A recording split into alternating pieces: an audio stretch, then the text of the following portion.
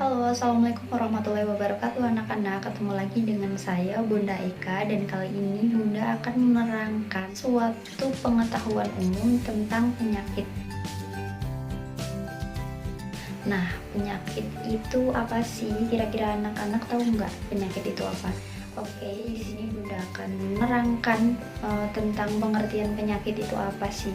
Nah, penyakit itu adalah suatu hal yang mengganggu tubuh, atau ada suatu hal yang menyebabkan gangguan atau kelainan sehingga fungsi tubuh itu terganggu. Nah, itu adalah pengertian dari suatu penyakit. Nah, penyakit sendiri dibedakan menjadi dua, yaitu penyakit menular dan penyakit tidak menular. Kemudian di sini Bunda akan menjelaskan jenis penyakit menular. Yang pertama ada penyakit saluran pernafasan, kedua penyakit saluran pencernaan, dan yang ketiga penyakit kulit.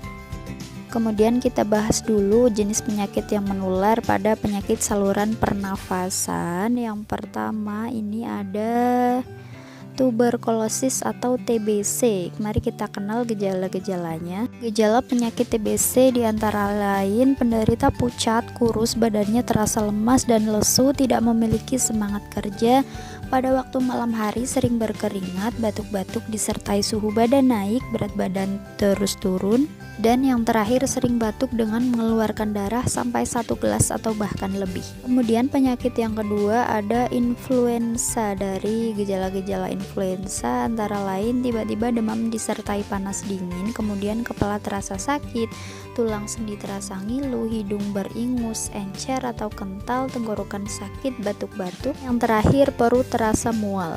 Kemudian penyakit yang ketiga ada radang paru-paru atau pneumonia dengan gejala-gejalanya antara lain perasaan tidak enak badan, batuk pilek, panas dingin, suhu tubuh mencapai 39 sampai 40 derajat Celcius atau lebih, nafas terasa nyeri dan sesak. Keenam, batuk kering kemudian berkembang menjadi berdahak, warna merah kekuning-kuningan, muka pucat, suka haus, tetapi tidak memiliki nafsu makan. Kemudian Bunda akan menjelaskan jenis penyakit menular yang terdapat pada saluran pencernaan. Yang pertama ada disentri basilar dengan gejala-gejalanya berak-berak lebih dari 10 kali, kotoran berlendir dan kadang-kadang berdarah, perut terasa sakit, demikian juga duburnya dan suhu badan juga meninggi. Kemudian yang kedua ada disentri amoeba dengan gejala-gejalanya antara lain sering buang air besar, kotoran mengandung darah dan lendir, perut terasa sakit terutama daerah dubur, suhu badan tidak begitu naik.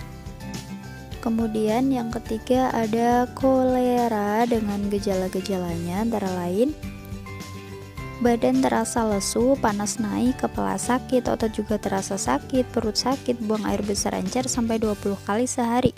Kadang-kadang disertai muntah sehingga kulit menjadi kering. Kemudian mata cekung, kejang, tidak bisa kencing pada saat dehidrasi, terus dapat berakibat kematian.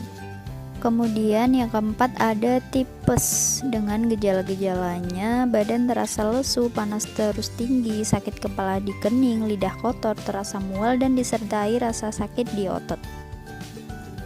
Kemudian yang kelima ada radang hati atau hepatitis dengan gejala-gejala antara lain. Gejala pada penyakit ini ada dua masa. Masa yang pertama adalah masa ichthyius. Gejala-gejalanya adalah organ menjadi kuning, badan terasa lemah, nafsu makan berkurang, perut mual dan bagian kanan perut terasa sakit bila ditekan.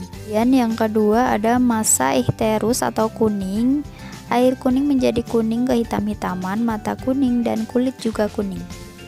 Kemudian kita akan membahas penyakit menular yang terdapat pada kulit, di antara lain adalah yang nomor 1 ada skabies atau kudis. Gejala-gejala skabies antara lain gatal-gatal pada malam hari, kemudian timbul koreng dan gelembung bernanah pada lipatan jari tangan, kaki, siku, paha, pantat dan juga telapak tangan.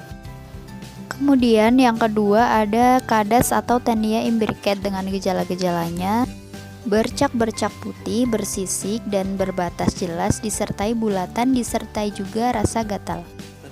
Kemudian yang ketiga ada panu atau tinea versicolor dengan gejala-gejalanya bercak-bercak putih tak terbatas, bersisik halus yang meluas ke seluruh tubuh, tidak disertai juga rasa gatal. Selanjutnya ada penyakit patek atau frambusia dengan gejala-gejalanya adanya kelainan pada kaki, tangan, bokong yang disertai penggagakan bernanah, tetapi tidak disertai sakit, gatal, dan ngilu karena biasanya infeksi dengan kuman yang lain. Kemudian penyakit yang kelima ada penyakit kusta atau morbus Hansen dengan gejala-gejalanya bercak-bercak putih, tidak disertai rasa sakit bila ditusuk atau dicubit, dan tidak disertai juga rasa gatal. Selanjutnya di sini saya akan membahas penyakit tidak menular. Ada penyakit jantung, hipertensi, stroke, diabetes mellitus, dan juga kanker. Kemudian yang pertama dulu nih, kita akan membahas penyakit jantung. Penjelasannya adalah kondisi yang terjadi ketika pembuluh darah utama yang menyuplai darah ke jantung atau pembuluh darah koroner mengalami kerusakan, tumpukan kolesterol pada pembuluh darah, serta proses peradangan. Kemudian penyebab penyakit jantung berkaitan dengan keadaan yang perilaku maju, misalnya tingginya stres, salah makan, dan gaya hidup modern seperti rokok dan minuman alkohol yang terlalu berlebihan. Selanjutnya ada penyakit yang kedua, yaitu hipertensi, dengan penjelasannya adalah keadaan peningkatan darah, tekanan darah yang memberi gejala yang akan berlanjut ke suatu organ target seperti stroke atau untuk otot, penyakit jantung koroner untuk pembuluh darah jantung, dan hipertensi vertikal kanan atau untuk otot jantung. Dan faktor penyebabnya adalah berusia di atas 65 tahun, mengonsumsi banyak garam, kemudian kelebihan berat badan, memiliki keluarga dengan hipertensi, kurang makan buah dan sayur, jarang berolahraga, minuman terlalu banyak kopi atau yang mengandung kafein, dan terlalu banyak mengonsumsi minuman keras.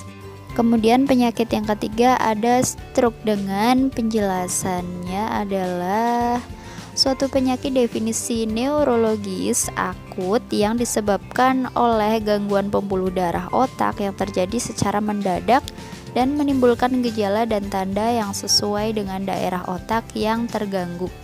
Kemudian mari kita bahas tentang gejala stroke. Cara berbicara penderita tidak jelas dan kacau, atau bahkan ada juga penderita yang tidak bisa bicara sama sekali. Kemudian yang kedua, mata dan mulut pada salah satu sisi wajah penderita terasa turun. Dan yang ketiga, lengan si penderita mengalami kelumpuhan saat terserang stroke. Karena itu mereka tidak mampu mengangkat salah satu atau bahkan kedua lengannya. Kemudian mari kita bahas penjelasan preventif dan cara pengobatan terhadap penyakit menular dan tidak menular. Yang pertama ada penyakit menular. Pencegahannya adalah pencegahan tingkat pertama. Yang pertama, sasaran ditunjukkan pada faktor penyebab, dilakukan dengan usaha antara lain desinfeksi, pasteurisasi, sterilisasi yang bertujuan untuk menghilangkan mikroorganisme penyebab penyakit, penyemprotan insektisida dalam rangka menurunkan dan menghilangkan sumber penularan. Kemudian yang nomor 2, mengatasi atau modifikasi lingkungan melalui perbaikan fisik seperti peningkatan air bersih, sanitasi lingkungan, dan perumahan serta bentuk pemukiman lainnya. Kemudian yang nomor 3, meningkatkan daya tahan pejamu yang meliputi perbaikan status gizi, status kesehatan umum, dan kualitas hidup penduduk, pemberian imunisasi, serta berbagai bentuk pencegahan khusus lainnya. Kemudian tindakan preventif dan cara pengobatan penyakit menular dan pencegahan tingkat kedua, pencarian penderita secara dini dan aktif melalui peningkatan usaha surveillance penyakit tertentu, pemeriksaan berkala, serta pemeriksaan kelompok tertentu yang yaitu calon pegawai, ABRI, mahasiswa, dan lain sebagainya. Penyaringan atau screening untuk penyakit tertentu secara umum dalam masyarakat, serta pengobatan dan perawatan yang efektif. Kemudian pemberian kemopropilaksis yang terutama bagi mereka yang dicurigai pada proses prepatogenesis penyakit tertentu. Kemudian pencegahan yang tingkat ketiga, sasaran pencegahan ketiga adalah penderita penyakit tertentu dengan tujuan pencegahan jangan sampai mengalami cacat, atau kelainan permanen, mencegah bertambahnya parahnya satu penyakit, atau mencegah kematian akibat penyakit tersebut. Yang kedua, pada tingkat ini juga dilakukan usaha rehabilitasi. Rehabilitasi adalah usaha pengembalian fungsi fisik, psikologis, dan sosial seoptimal mungkin yang meliputi rehabilitasi fisik atau medis, rehabilitasi mental atau psikologis, serta rehabilitasi sosial. Kemudian yang nomor 3, penanggulangan penyakit menular, upaya untuk menekan peristiwa penyakit menular dalam masyarakat serendah mungkin. Kemudian tindakan preventif penyakit menular pada sasaran langsung pada sumber penularan pejamu. Yang pertama, sumber penularan adalah binatang. Bila sumber penularan adalah binatang atau domestik, maka upaya mengatasi penularan dengan pemusnahan binatang yang terinfeksi. Kemudian yang kedua, sumber penularan adalah manusia. Apabila sumber penularan adalah manusia, maka sasaran penanggulangan penyakit pada sumber penularan dapat dilakukan dengan isolasi dan karantina. Kemudian sasaran ditujukan pada cara penularan. Upaya pencegahan penularan melalui kontak langsung biasanya dititik beratkan pada penyuluhan kesehatan yang dilaksanakan bersama-sama dengan usaha menghilangkan sumber penularan. Kemudian yang nomor 4, sasaran ditujukan pada pejamu potensial. A. Meningkatkan kebebasan khusus atau imunisasi. Yang kedua, meningkatkan kekebalan umum atau resistensi. Selanjutnya adalah tindakan preventif untuk penyakit tidak menular. Yang pertama ada pencegahan primordial, mempertahankan gaya hidup yang sudah ada dan benar dalam masyarakat, melakukan modifikasi penyesuaian terhadap beresiko yang ada dalam masyarakat. Kedua, pencegahan tingkat pertama, promosi kesehatan masyarakat, misalnya kampanye kesadaran masyarakat, promosi kesehatan dan pendidikan kesehatan masyarakat, seperti misalnya pemberian kemo preventif. Kemudian pencegahan tingkat kedua yaitu pertama diagnosis dini, misalnya melakukan screening. Kedua, pengobatan, misalnya kemoterapi atau tindakan bedah. Kemudian pencegahan tingkat ketiga yaitu gaya hidup dengan melakukan reduksi stres. Kemudian yang nomor 2, lingkungan dengan menyadari stres kerja. Kemudian yang nomor 3, biologi dengan memberikan perhatian terhadap faktor resiko biologis, yaitu jenis kelamin, riwayat keluarga. Kemudian yang nomor 4 adalah pelayanan kesehatan dengan memberikan health education dan pemeriksaan tensi. Dan di hari ini kita telah belajar banyak tentang pengertian penyakit, jenis-jenis penyakit, ada penyakit yang menular dan tidak menular, begitupun dengan cara pencegahannya. Dan Bunda berharap setelah anak-anak mengetahui tentang jenis-jenis penyakit, ada yang menular dan tidak menular, kemudian anak-anak bisa berantisipasi bagaimana cara untuk tidak terkena penyakit, baik itu penyakit yang menular ataupun tidak menular. Dan kalaupun misalkan kita terkena penyakit menular atau tidak menular, kita udah tahu nih bagaimana cara pengobatannya. Oke, Bunda rasa pertemuan pada kali ini sudah cukup sampai di sini, dan semoga pertemuan kali ini bisa bermanfaat buat kita semuanya. Dan apabila ada salah, Bunda mohon maaf yang sebesar-besarnya. Bunda akhiri, wassalamualaikum warahmatullahi wabarakatuh.